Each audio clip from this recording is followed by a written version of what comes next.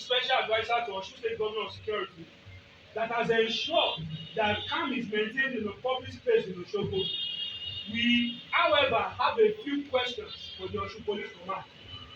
Number one, what offence did the victims commit that warranted the use of force in their own house as late as 12:30 a.m.? Why have they refused to disclose the whereabouts of Mr. Abiola to the family and to lawyers since Sunday when the incident happened? Is Mr. Abiola still alive? If yes, where is he? And if no, where is his body? We received this morning a press statement from the Osun Police Command where the PPRO claimed that this said Mr. Abiola has died in their custody and also that he was involved in armed robbery. The question to ask is, why did they wait till today before releasing that press statement? If Mr. Abiola had been arrested since Sunday, why wait for close to a week to disclose the whereabouts of this man? Even when, as at 2 or 3 days ago, the CP himself was not aware of the whereabouts of this boy. So how come the Osun Command is now aware suddenly this morning and now claiming that this boy has died in their custody? We demand answers. May we quickly recall that the Osun State Command of the Nigerian Police Force, other than protecting the citizenry, has almost become an abattoir where lives are freely taken without a recourse. We recall the extra-judicial killing by the police of 3 young men while being transported to the Ilesha Correctional Center. Until now, the case is being swept underground, with the police officers involved not being exposed and brought to justice.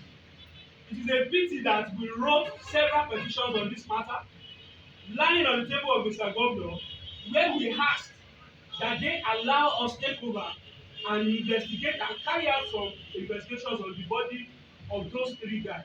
But today, nothing has been done. We also recall the extrajudicial killing of one Prince Saheed Olabomi, who was murdered in cold blood at the Okeoliti area of the state capital. And then, despite calls by the people for justice, the case is still not being given the needed attention and closure needed in ensuring that the police officer responsible is brought to book and justice served. It is important to recall that the nationwide EndSARS protest was battered in Osun State with the killing of a teenager that was pursued alongside 2 others along Onobaba by officers of the Joint Task Force in the state. While we understand the very sensitive period the state is in, given the forthcoming gubernatorial election, we wish to state that if the issues surrounding the disappearance or the killing of Mr. Afolabi Abiola is not resolved in 48 hours, we shall mobilize the young population of this state in a mother of all protest, not just about him, but as it concerns every extrajudicial killing that has taken place in the state in the last 1 year or thereabout, that the present commissioner of police has been in charge.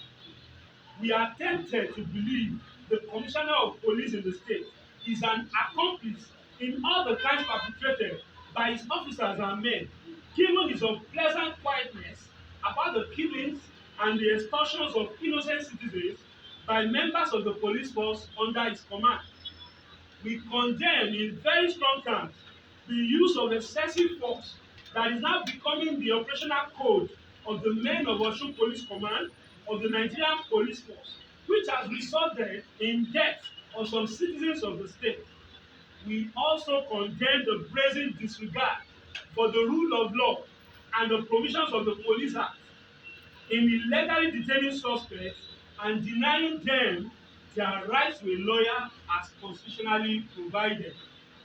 May we put it on record that the rate of crime in the state is fast becoming unbearable, and if not abated, we shall be demanding for an unconditional removal of the Commissioner of Police from the state, as his actions and inactions encourage this crime and perpetrators of same. Thank you very much, gentlemen of the press.